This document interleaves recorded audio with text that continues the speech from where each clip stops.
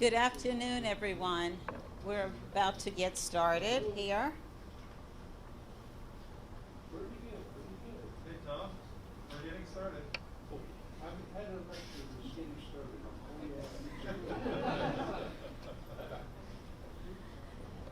Good afternoon, everyone. I'm Deborah Dees, Vice Chancellor for Health Sciences and the Mark and Pam Rubin Dean of UCR School of Medicine.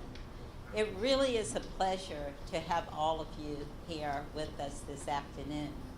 You may look around and notice in this auditorium that we have a very small group, and that's intentional because of our limitation with space, having people due to the pandemic. However, I'm pleased to let you know that we have over hundreds of people who are live streaming with us, and I thank you all for being here this afternoon. Dr. Chris Lynch, Dean of the Bourns College of Engineering, and I will jointly introduce Dr. Levister. And it's because Dr. Levister has been so near and dear to both the School of Medicine and the Bourns College of Engineering. I came to know Dr. Levister when I joined in 2016 and quickly learned that he was so instrumental in the medical school. He was on the forefront of starting UCR Medical School when we had advocates from the community and from the Office of the President, as well as the state legislators, supporting and advocating for us to have a medical school. Through their efforts, UCR School of Medicine opened in 2013. Dr. Levister currently serves on the School of Medicine Community Advisory Board, and he has a way of saying, "Don't worry, I have your back," and he has done that every step of the way. So he was instrumental for introducing us to the speaker today, Dr. Barney Graham, whom he will be introducing later. But it's my pleasure now to ask Dean Chris Lynch to come forward.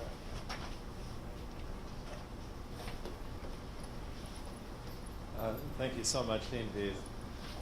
Look, it's a real honor to be able to introduce Dr. Ernest Levister, who has had a tremendous influence on the Bourns College of Engineering. Since 2005, he has served as the vice chair of our Council of Advisors. And one of the things I really appreciate about him is he holds my feet to the fire in a way that matters. There are things we need to be doing, and if I'm missing them, he helps get me there. He has stepped up in a number of ways advocating for our black engineering students. We have not done nearly enough. We are working to do a lot more to be much more welcoming and bring a lot more black students into the Bourns College of Engineering. Dr. Levister and his wife have been instrumental as the founding donors to our National Society of Black Engineers chapter at UCR. It has helped them put together an endowed fund that is approaching $100,000. This enables our students to have a working budget that can get them to national conferences, can enable them to do things within their group. It's just making a huge difference. There are a number of things that Ernie has done, but I think one of the really important ones is just over the 3 years I've been here, I have come to call him a friend and a personal advisor and mentor. Ernie, thank you so much for all you contribute. Thank you for helping to arrange Dr. Graham and his wife to come and visit us. This is just wonderful. And with that, I'd like to have you introduce Dr. Graham. Thank you.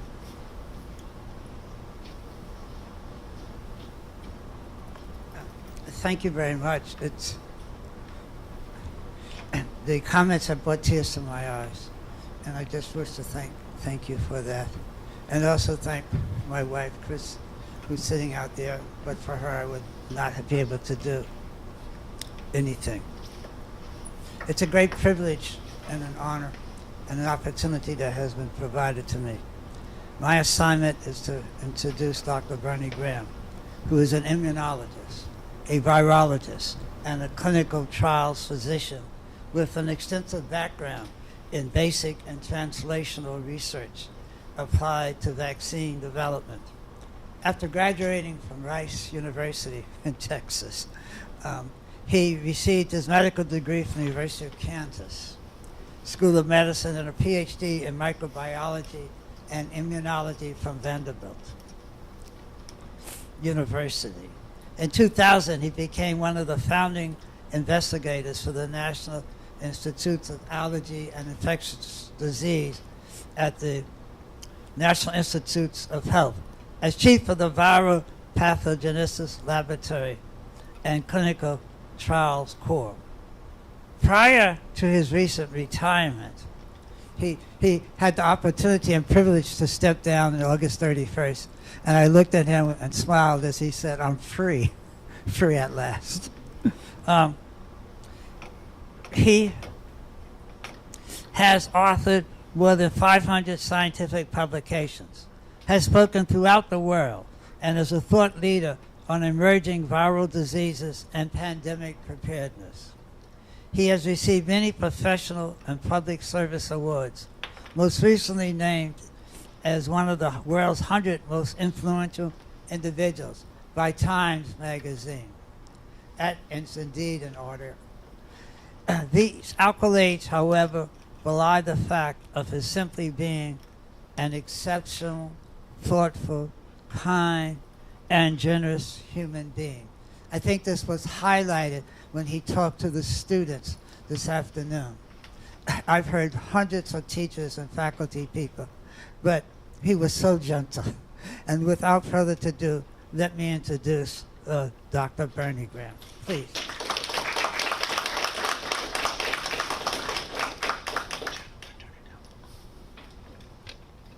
Thank you, Dr. Levester, and it's a real pleasure to be here.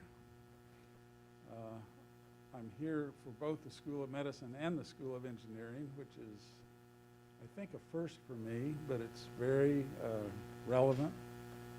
And I think Dr. Levester is the first chemical engineer physician I've ever met, so that's kind of special too. And vaccine development is a combination of science,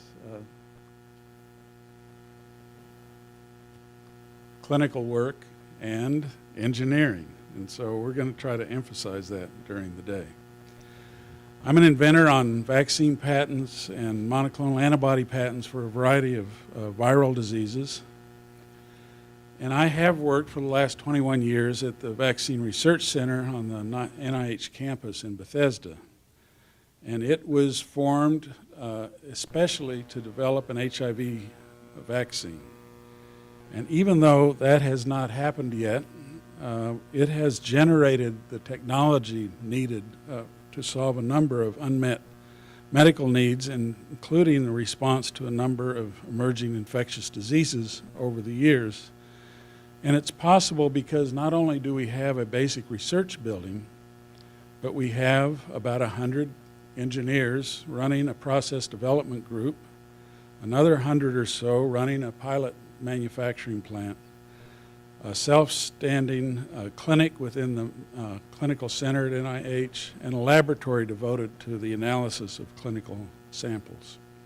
And it's run by a relatively small group of investigators led by John Moscola, shown here in the middle. And over the years, we've explored and developed a number of different vaccine modalities that we've used. I'll talk about nucleic acid vaccines today, but we've also worked on pox virus and adenovirus vectors, virus-like particles for chikungunya, a number of protein-based vaccines. I won't be talking about our influenza program, which uses these self-assembling nanoparticles, which itself is an engineering feat. And we have discovered several antibodies along the way.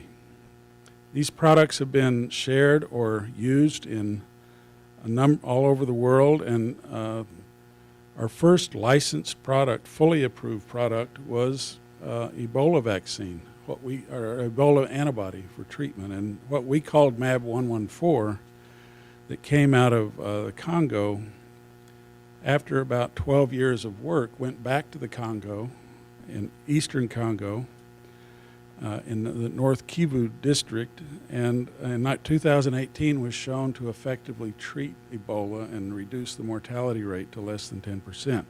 So it's now a clinical product called Ebanga, in case you ever need it. We are faced with a number of emerging infections that are continuing and will continue. And I think what we've learned, especially over this last 2 years, is that traditional approaches for managing outbreaks are effective but limited. And what's happened over the last 12 to 15 years especially is that we are now in a new era of vaccinology in which these new technologies I have listed on the right side have changed the balance and have facilitated an engineering approach to vaccinology that has not really been feasible in the past. And so I'm going to try to explain how some of these technologies have put us into a different era. And it isn't surprising that we have new opportunities in vaccinology because all the vaccines that we have came from technology development, much of it engineering development, and that has been opportunistically used by vaccine developers to make a new vaccine concept. The first two vaccines by Jenner and Pasteur for smallpox and rabies were before viruses were even discovered, before we even knew what an immune system was. And they were able to grow viruses, unknowingly growing viruses in animal tissue. So the smallpox, the vaccinia vaccine that was made for many years was grown on the hide of a calf or a hide of a donkey. The Pasteur vaccine for rabies was grown in spinal cords of rabbits or dogs. Both were effective, but the next set of vaccines, the one for yellow fever and influenza, were because Goodpasture discovered how to grow viruses in eggs. The next set of vaccines, the live attenuated and whole inactivated vaccines shown here, were because Enders et al. Developed cell culture technology to grow viruses to high titer. And many of our vaccines since then, either the virus-like particles or recombinant proteins, reassorted viruses, molecular clone viruses are coming, are all because of the new era of molecular biology techniques. We recently had a new vaccine, the VSV vector-based vaccine for Ebola, shown to be effective in the West African outbreak in 2014. It's a gene-based antigen delivery, which comes from the molecular biology era, but I'm putting it over here into this new era, where it's going to be characterized largely by structural biology, structure-based vaccine design, and we're going to talk about that. I thought the first structure-based vaccine would be for respiratory syncytial virus, the F protein shown here at the top, but coronavirus snuck in there ahead of it because its development process is going to take about the traditional 10 to 12 years. And coronaviruses, the SARS-CoV-2, has utilized in different programs all of these different technologies that I'm listing under this category of structure-based design. So we've gone from growing vaccines in animals to eggs to cells to bioreactors, and now we're in a new era where we can do chemical synthesis of our vaccines, which means we can do things a lot faster. So these new technologies can be divided into things that improve the precision of antigen design so we can elicit the right kind of immune responses, especially structure-based knowledge and then protein engineering of not only the nanoparticles I mentioned, but the proteins themselves. The other category of technologies have allowed us to go faster, and that's what was witnessed during this last year of the coronavirus. Precision and speed are roughly what we need for pandemic preparedness and response. And so we need a long-term investment in technology development and knowledge and reagent development for knowing what to do if when the next pandemic arises. And we need to continue to invest in technologies for improved and rapid and safer manufacturing. So we have proposed a few years ago this idea of prototype pathogen approach for pandemic preparedness, in which we divided the viruses, the 26 viral families that infect humans, into different entry mechanisms. So class 1 fusion proteins, class 2 fusion proteins, and so on, and non-envelope viruses. And proposed that pathogen-specific and immunology-focused groups would work on these viral families and have working groups that go across families within entry mechanisms. And as they were working on the basic reagents and knowledge needed to make a vaccine, they would be supported by a core function of the technologies I list in the middle that are a lot of what the VRC does inherently that would allow for development and product development to ensue as progress was made. So there's 26 viral families known to infect humans. There's about 120 viruses within those families that we think have the potential for human-to-human transmission. So the idea would be to take about 30 of those viruses that represent either families or genuses within the families and develop products that were effective in animal models and take them at least through phase 1 testing for safety and immunogenicity, and take the other 90 viruses and do the same thing, but take them at least through animal testing. So we either have something on the shelf or something to rapidly refer to. And this is consistent with the priority pathogen lists that have been developed by WHO and CEPI, the Coalition for Epidemic Preparedness and Innovation, in which they list some of the things we're most concerned about, but I really think that the systematic approach for all the viral families, there's so much learning that goes across families that is important for the next step, and you'll see that in the coronavirus story, that I think we need to work on all of these things at the same time. Some of this thinking emerged in 2010 to 2013 when we, working with Peter Kwong and Jason McClellan in his lab, captured the structure of the pre-fusion form of the respiratory syncytial virus F protein. And we were interested just in a basic sense, what is the shape, how does it work, what are the epitopes, how do you neutralize the virus? But it revealed, when we solved this structure, a neutralization-sensitive epitope at the apex of this molecule that goes away when the protein rearranges, as it does even spontaneously on the viral surface. So if you lose that shape, if you lose that surface contour, you lose the antibody recognition site and you lose the effectiveness of the vaccine, as we've proved over and over with at least 5 efficacy trials using this molecule over the last 3 decades that have shown you can only boost the neutralizing activity by 2 to 3-fold. But if you stabilize that protein in the right shape with the C-terminal trimerization domain and internal disulfide and cavity filling mutations, you can now boost neutralizing activity by 16 to 20-fold, which now makes this a real vaccine candidate for both maternal immunization and immunization of the elderly. And just to make sure you understand how this process works and how interesting these fusion proteins are and how much they rearrange, you can see that it starts on the virus membrane as the pre-fusion form.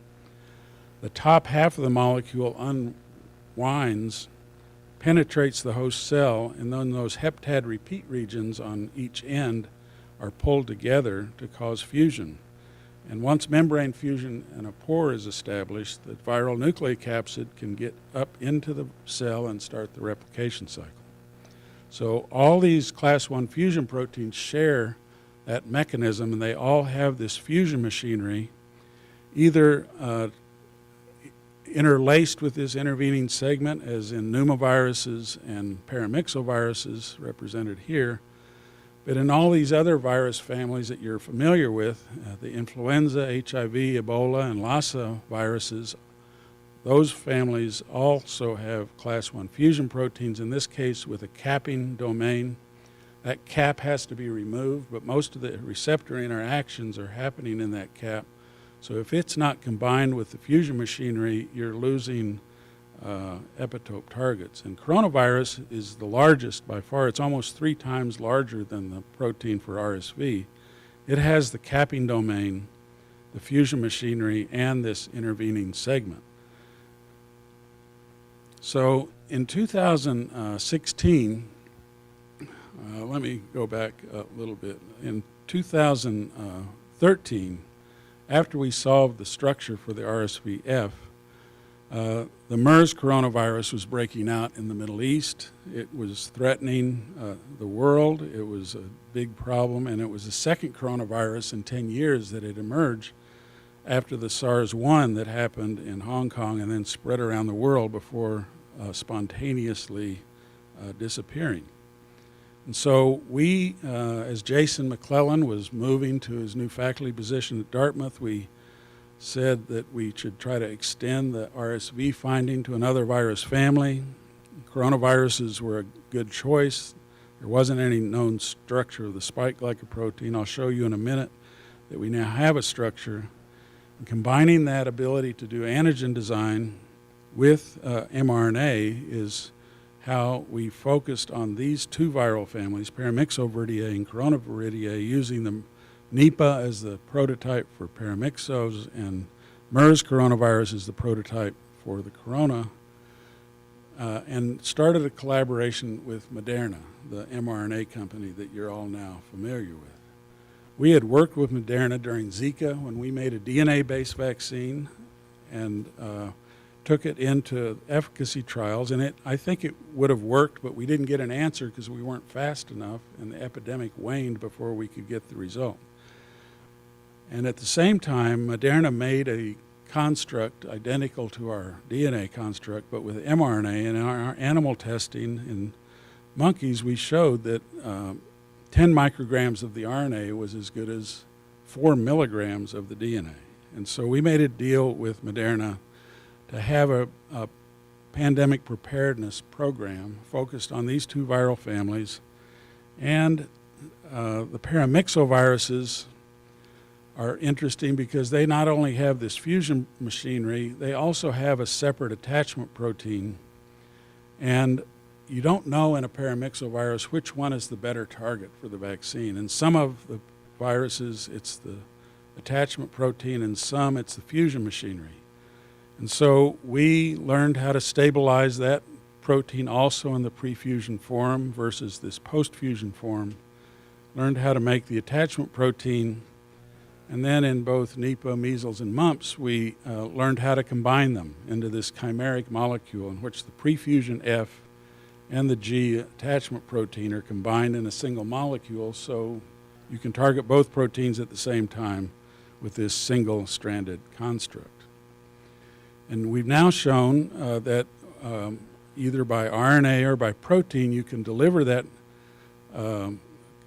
antigen, and the chimeric molecule induces as much F antibody as the F alone, and it induces as much G antibody as the G alone, and it induces as good or better neutralizing activity as either one. So you now have a chimeric protein targeting multiple epitopes, harder for the virus to escape, and when you add the F, you also add a lot of new T-cell epitopes. And so you get a better CD4 T-cell response. You get these specialized T follicular helper cells that generate amplification of the B cells in the germinal center. And you get CD8 T cells, largely to the F component. So we were taking that chimeric molecule into the clinic for mRNA in the first quarter of 2020 when we heard at the end of December 2019 that there was a new outbreak in Wuhan.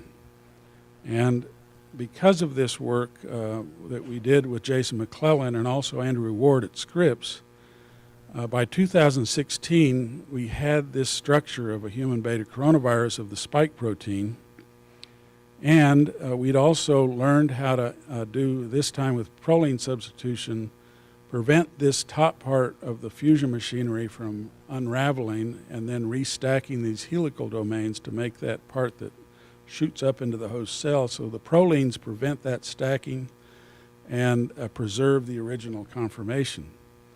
And importantly, especially for gene-based delivery of vaccines, when you stabilize the protein, you also get, in MERS, the case of MERS, about 50 times higher expression than the wild-type protein. So this was our plan for coronaviruses. We had already shown in mice that we could make a spike protein and deliver it by mRNA and protect them from lethal challenge with the MERS coronavirus. When this virus emerged, and on the 6th of January, we heard it was probably a SARS-like beta coronavirus. It infects the upper and lower airways. These are ciliated epithelial cells in the small airways. As you can see, infected with coronavirus, trapped some of them in mucus.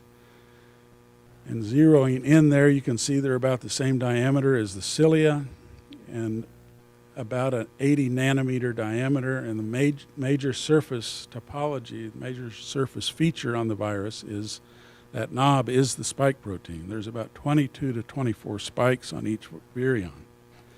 So it's not a surprise that the spike is the basis for most vaccine development programs. And the landscape analysis from WHO shows over 290 different groups around the world have tried to make coronavirus vaccines, and about 120 or so have reached clinical evaluation. So just that alone tells you that these new technologies have really changed things. If that many groups can make vaccines with almost every type of modality, every type of delivery mechanism, then we're in a fundamentally different place, especially if that many have gone into clinical testing and now have evidence for safety and immunogenicity already in the bank.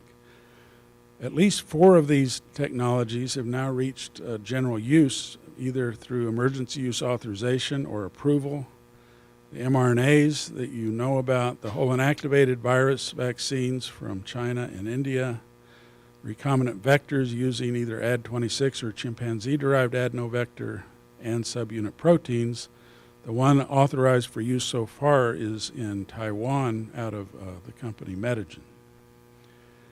And so, because of this prior work on coronavirus, knowing the structure, knowing how to stabilize it, knowing where the epitopes were, and knowing how where the neutralization sensitive spots were, and informed by this prior work on RSV, we, once we got the sequences on January 10th, we designed DNA constructs that could make protein so we could solve structures, make protein to create assays, immunize mice, and start the vaccine development program with Moderna, who took our sequence that we proposed without any additional experimentation and started manufacturing. And within 41 days gave us back a GMP quality product that within about 2 months from the time of the sequence release was used to start a phase 1 clinical trial, and within 6 months or so, a phase 3 clinical trial by the end of July.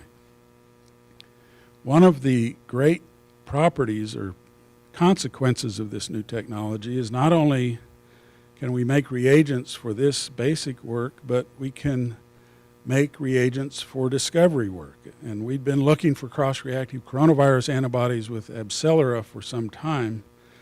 And in this case, we sent them convalescent cells from a subject, and we sent them a new protein, spike protein, tagged with a fluorescent molecule that they used to sort these cells, identify and sequence antibodies. We tested them for potency, found a very highly neutralizing antibody, And Lilly helped us develop that, and within 5 months was in phase 3, and now this is an authorized product to treat people with symptomatic coronavirus disease. So you get a vaccine and you get a therapy out of the same basic set of reagents.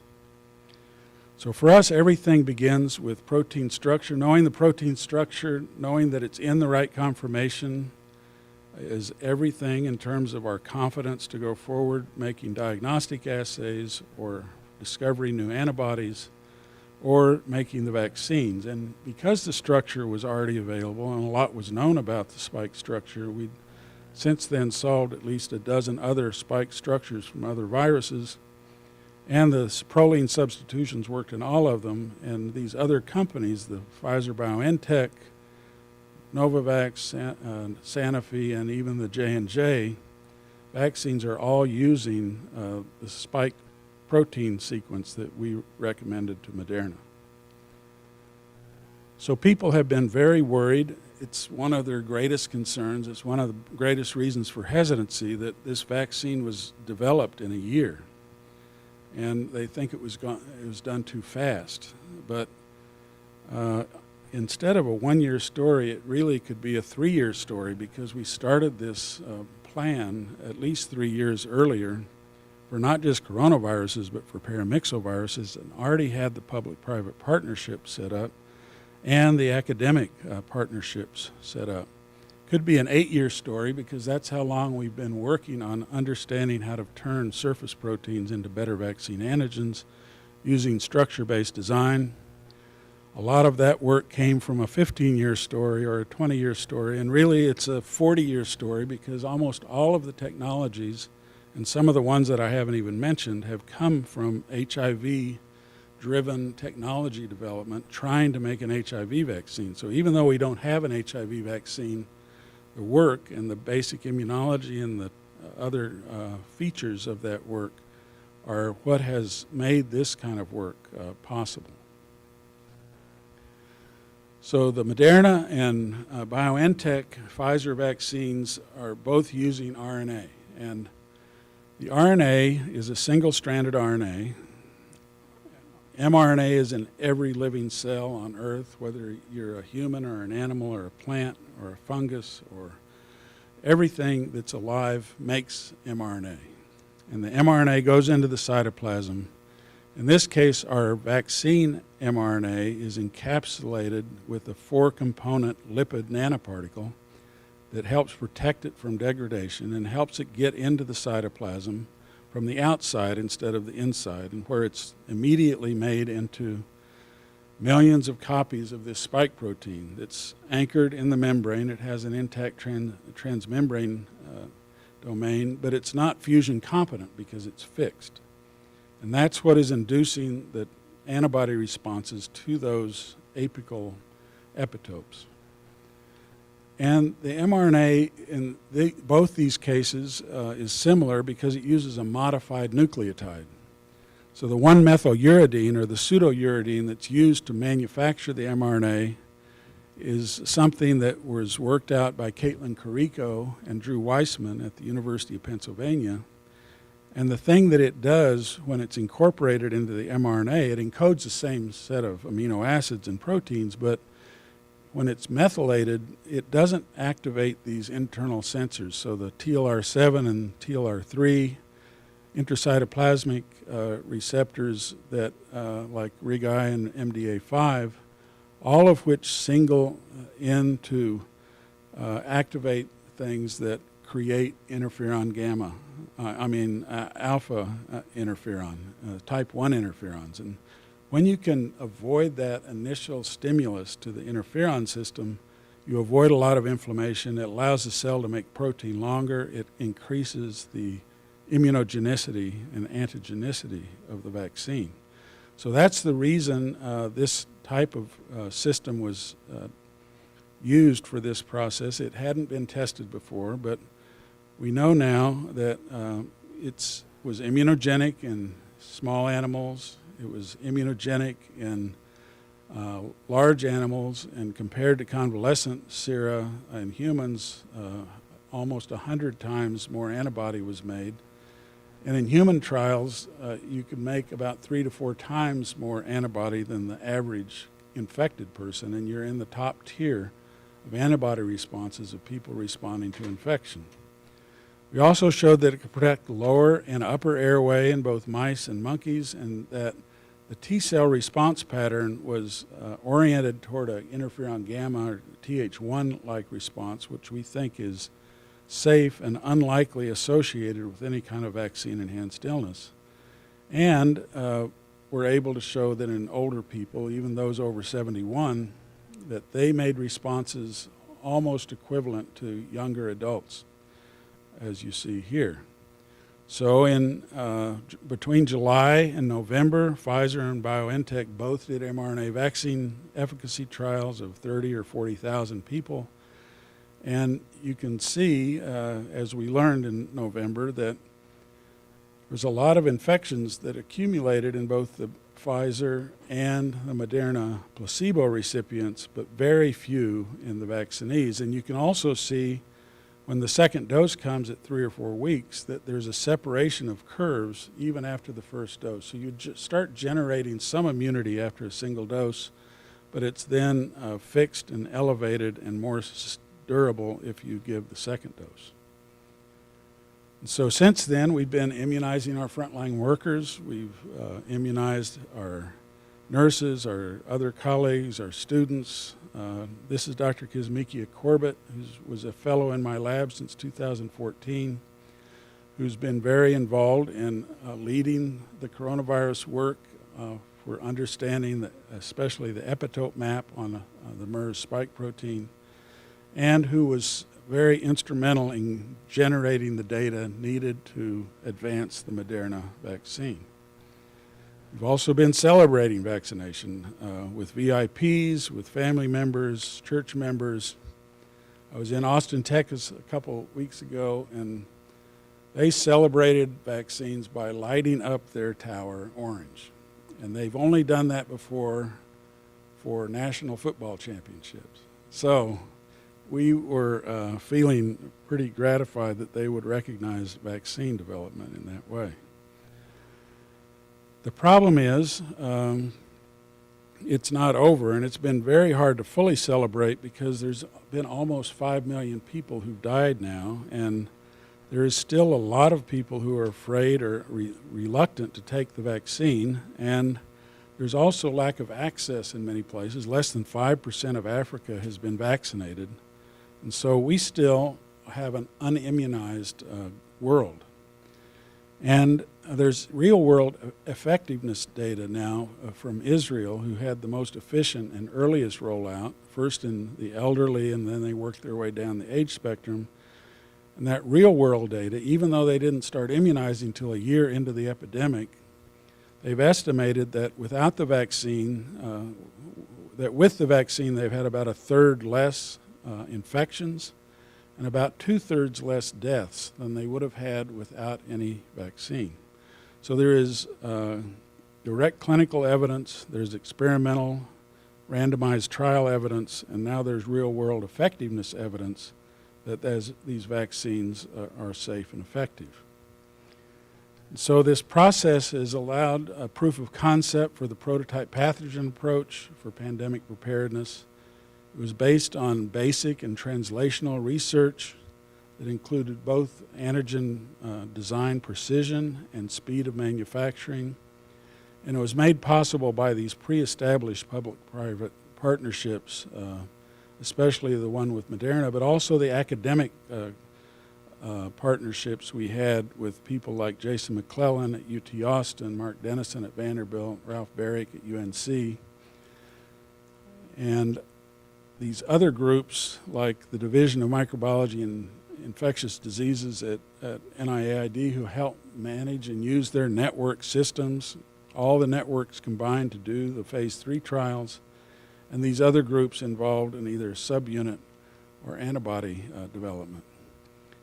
And I want to thank the PIs at the VRC, Jason McClellan again. Dr. Corbett is hiding here in the middle of my laboratory picture, and I just want to say a couple of things about the future, because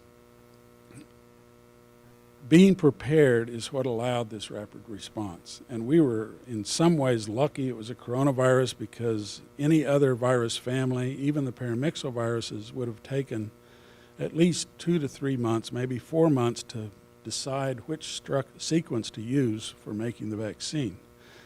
And preparedness requires a long-term investment and coordination, and we need to develop abilities to coordinate not just across schools, but across agencies, across continents. And this needs to be done on a much larger, serious scale. And the response, obviously is needed. And I think what we've seen is not only could we not make the vaccine fast enough, but we couldn't deliver it fast enough. And so even if vaccine was available for the whole world, we wouldn't have been able to vaccinate everybody in the world, because we didn't have the surge capacity in order to get that done. There's also a number of cross-cutting things to solve going forward that will need breakthroughs before we can address families like the retroviruses or orthomyxoviruses or some of the flaviviruses like hepatitis C. Because we don't fully know how to embrace antigenic variation. We're making progress on that in the flu program, but it's not solved. We still need to understand better strategies for immune avoidance and immunodominance, which is a problem in flu especially, but and because it won't allow us to induce the right antibody lineages when it's already directed to another place. We need a way to maintain the B and T cell memory better, evidenced by influenza, and we need to make it in the right place. So these vaccines, most of the ones used so far in coronavirus, have all gone parenterally, and that'll create systemic immunity. It can protect the lower airway, but we don't have very many mucosal vaccines in development. If we really want to reduce transmission, reduce upper airway infection, we need to deliver it mucosally. I've met a lot of people here who are aerosol experts, and that's the technology that we need applied now to not just understanding infection, but understanding how to vaccinate better. We need to understand not just the structure of the proteins, but the structure of the particles that some of these proteins make up, like in the class 2 fusion proteins, the subviral particles from a flavivirus or a bunyavirus, or the non-envelope particles. That structure needs to be seen in a quaternary way. We need more cost-effective delivery of proteins, and even if we could make enough mRNA for the world, it's not exportable to the rest of the world yet, because it's not cost-effective enough and the supply chains are not in place. And so using engineering solutions to reduce the cost and improve efficiency of scale-up are critically needed. You've seen the vector biology. Adenovirus vectors are associated in a few cases out of 1 million with this unusual thrombocytopenia, thrombosis, clotting problem. We don't understand the basis for that, and we don't fully understand the basis for the myocarditis that happens in young men, sometimes from the mRNA vaccines. Although it's rare, it's something that happens, and it's not something you can find in a trial of even 30 or 40,000 people, because it's only happening a few times out of 1 million. So you don't see these kind of problems until you get into the post-marketing stage. So our hopes for the future is that some of those problems will be solved. I think right now we have the capacity to solve vaccine development for at least 20 out of the 26 viral families if we would just do it. The future is going to be based on structural, atomic structure level understanding of the protein antigens and targets for vaccine development. We're going to be able to make multivalent nanoparticle designs, as we have for influenza, and where we can use self-assembly nanoparticles to create orderly displays of antigens, even heterotypic antigens. We're going to be able to figure out how to target lymph nodes directly instead of using adjuvants, so we can generate immune responses in a more natural way instead of through inflammation. And that will reduce the side effects. Importantly, for this group especially, chemical synthesis is going to replace bioreactors. It's faster, it's more platform, it doesn't have as many downstream barriers for purification or release. So everything about doing it by chemical synthesis is going to be better than using bioreactors. There's going to be a lot of need for monoclonal antibodies and uses for them as we learn how to make their half-lives longer. We have to get some of this technology into low and middle income countries, and we have to persuade people that these regional problems that are the basis for all pandemics start as a regional problem. We have to apply global resources to address these regional problems going forward. So I've shown you these two pictures. I just want to highlight the work of these four young people who, they were the ones who did most of the work at the bench during those first 8 weeks between January 10th and March 16th when the phase 1 trial started for Moderna. And they are now, Dr. Corbett is assistant professor at Harvard, the Chan School of Public Health. Dr. Zawawo is a medical student in Indiana. Jeffrey Hutchinson is a graduate student at the University of Washington, Seattle. And Olu Abiona is a MD PhD student at Case Western Reserve. So you will probably hear more from them, but they were a very important part of the early phase of this development program. And I'll stop there and take any questions. Before we go into questions, let me have that mic back.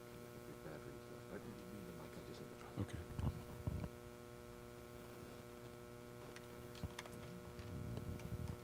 Okay, so I hope you could hear me. No, All right, well, who has a question? Are we taking questions online? we will in a second, yes. Okay. What is it about the mRNA vaccines that require storage at ultra-cold temperatures and that cause some of the challenges with distribution?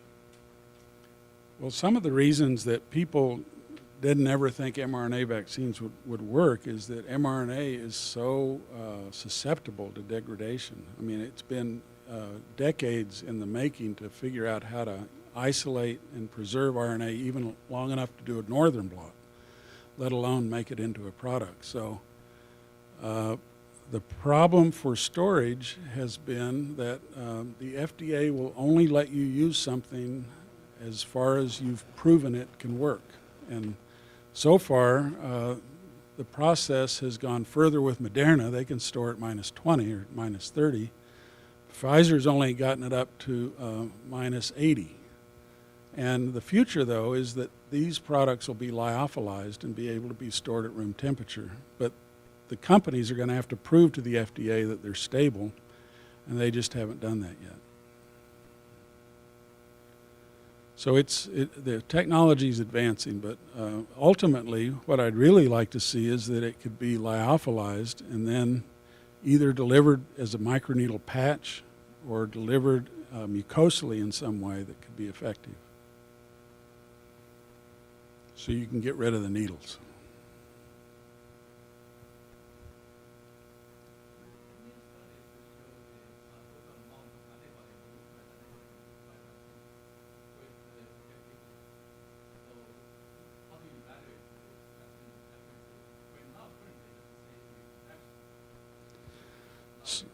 Okay, so I think I heard one question, which was, now that you have effective vaccines, how do you establish the efficacy for future vaccines? Because it's no longer going to be easy to have placebo controls in your vaccine trials, and as the world gets infected, there'll be fewer and fewer naive subjects. So most of what's going to happen in the future is going to be by immunobridging. And that's how Taiwan licensed their subunit protein metagen product. They proved that it was about 10 times better than the AstraZeneca vaccine, and so their FDA, the Taiwanese FDA, accepted that evidence and the safety data and efficacy data we had shown in monkeys and gave it emergency use authorization. And they'll try to prove that its efficacy in real-world effectiveness testing and get full approval later. But I think in the future vaccines, they're going to have to do immunobridging. They're going to have to prove that they create immune responses similar to the vaccines that have already worked. And it's a very unusual situation because we have efficacy data on mRNA, on vector-based approaches, on whole inactivated approaches. We have it on proteins that are made in insect cells, on CHO cell protein-produced products. So we have a lot of interesting comparative human randomized placebo-controlled efficacy data that will be able to be used to bridge to a lot of other like products. And so I think there's a good chance for some of these other vaccines to be licensed based on those comparisons. I think the other question you were asking is how do you know if your vaccine's working, and how does the average person figure out their antibody level? Did I hear that question too? Right. So now that we have all these efficacy trials done, you can also do correlates analysis, immune correlates, what correlates with protection. And one of the problems here is that even what we know is that more antibody is better. So the more antibody you have, the less chance of lower airway, the less chance of infection, the less chance of symptomatic disease that you'll have. So more antibody is better. That's very clear from the data. But we can't determine a lower threshold. We can't say this level of antibody is needed for protection because it actually goes below detectable. And I think one of the other lucky things about this infection is that it is relatively slow from upper to lower airway relative to influenza or RSV, because in those diseases, giving an antibody after infection doesn't work at all. In this case, we can treat with an antibody post-infection and still have a really significant effect, which means that a lot of the protection might be coming from what's called an anamnestic response. It means once you're infected, that boosts your immune system fast enough to have protection against lower airway disease. And so even without being able to measure antibody, many people are fully protected because they can make a rapid response fast enough to control the lower airway.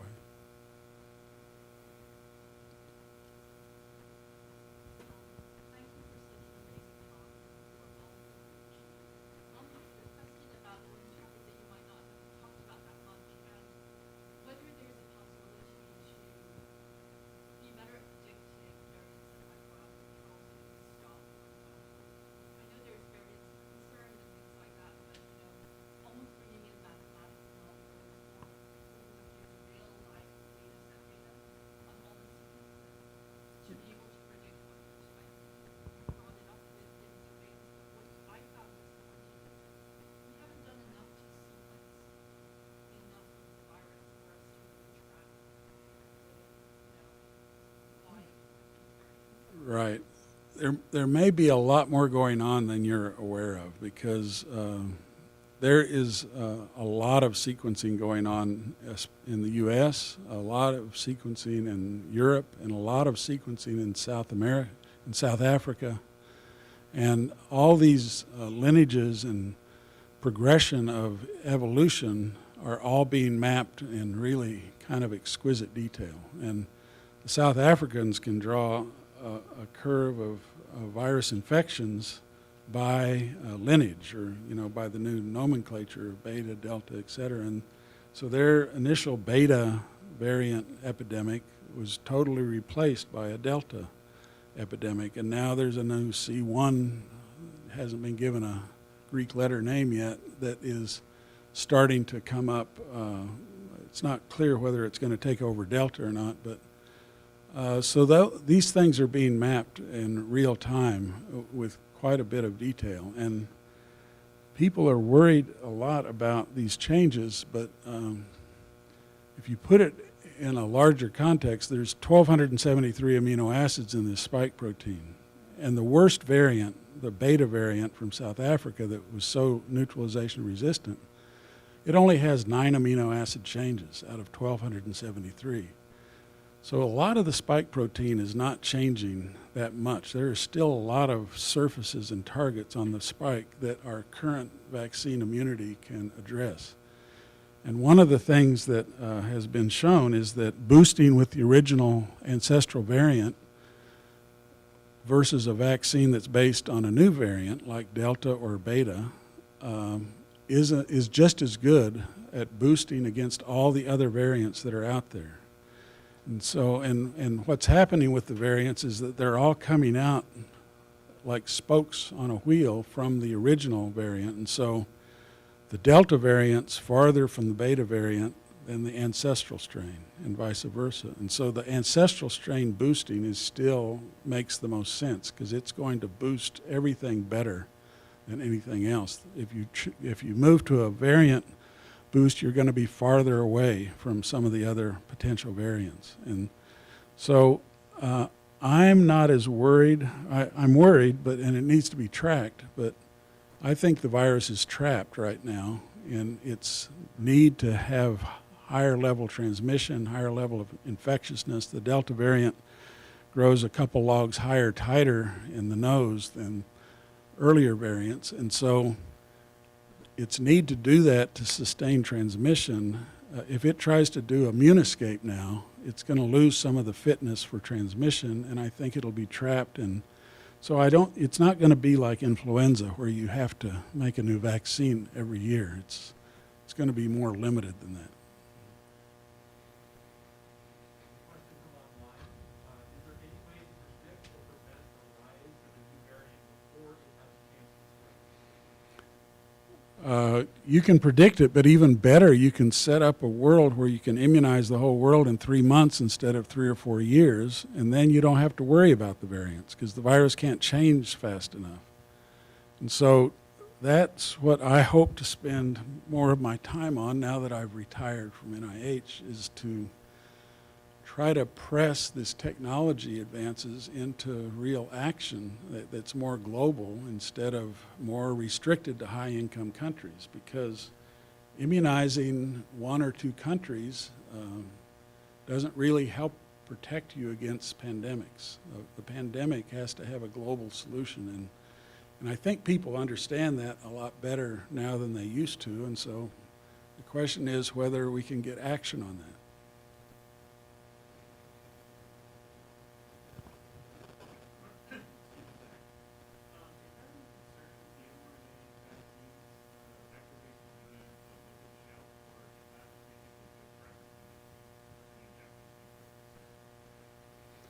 Yeah, when you use a pox virus or an adenovirus vector for delivery, you can deliver things into the cytoplasm or the nucleus, but you do generate anti-vector immunity, and so you can't just keep repeatedly giving. So the J&J Ad26 vector, if they use it for RSV as an infant and then something else as a teenager, they're not going to be able to use it for coronavirus in adults because you're going to have anti-vector immunity. It's not going to get in very well. For the nucleic acid vaccines, the lipids themselves are natural products, and you don't make an immune response to the lipids.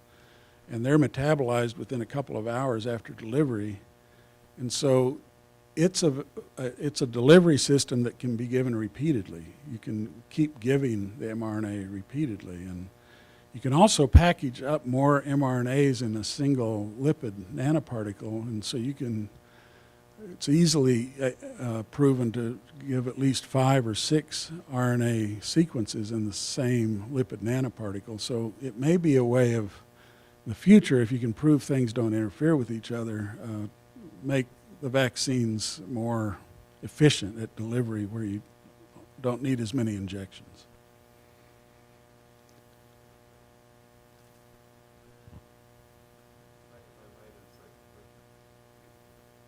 We're getting, in some places, 50%, in some places, 70% of the population vaccinated.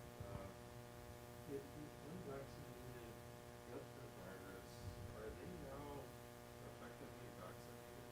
Or is there a big difference between the natural response and the vaccine response? Right. Well, this is an unusual situation where the vaccine immunity is better than natural immunity. And for whatever reason, these vaccines work really well. And during virus infections, the viruses are actively doing things to inhibit type 1 interferon, the activation of immune responses. They do things that can inhibit MHC expression, all sorts of things to modulate or restrict the immune response. And so, in this case, just simply giving the spike protein in the simplest possible way with a single strand of RNA, that is more immunogenic and longer lasting than immunity from infection. And so that's the reason when people are infected, if they wait 90 to 120 days, they're recommended to get at least a single boost, because the infection is like priming. And once they're primed, they often get a really supernormal boost of immunity. So hopefully this late boost of the early vaccinations or the late boost of an infection will provide very long-term immunity. That's the hope.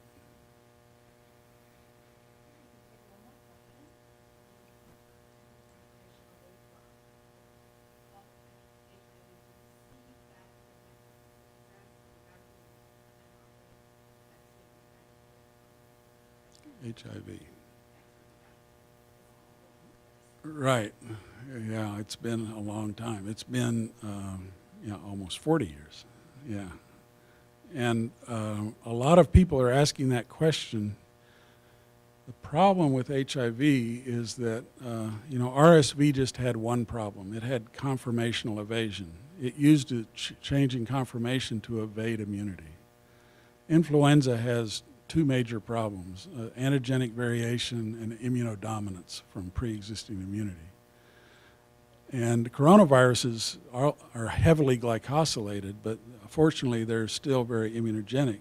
HIV has all four of those problems. They have a glycan shield that means an effective antibody that can neutralize more than one virus at a time has to come in at just exactly a specific angle of approach and hit just the right footprint on the protein in order to neutralize the virus.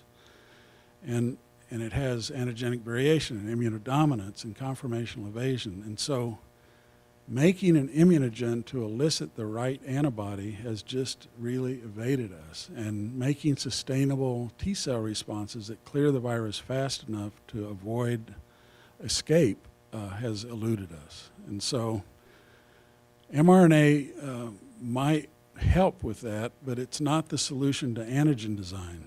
And so it's going to take more than just using mRNA to make an HIV vaccine. And so it's great, and it's going to change a lot of things, but it's not magic. It has to deliver the right thing. Thank you. Thank you very much. Thank you everyone for being here. I'm going to ask Dr. Levister, Dr. Brown,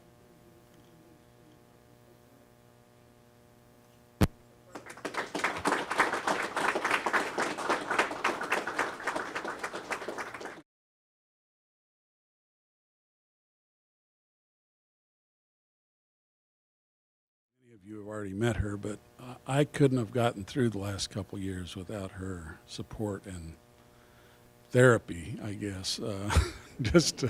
She's a psychiatrist getting me through this process, so thank you for being here.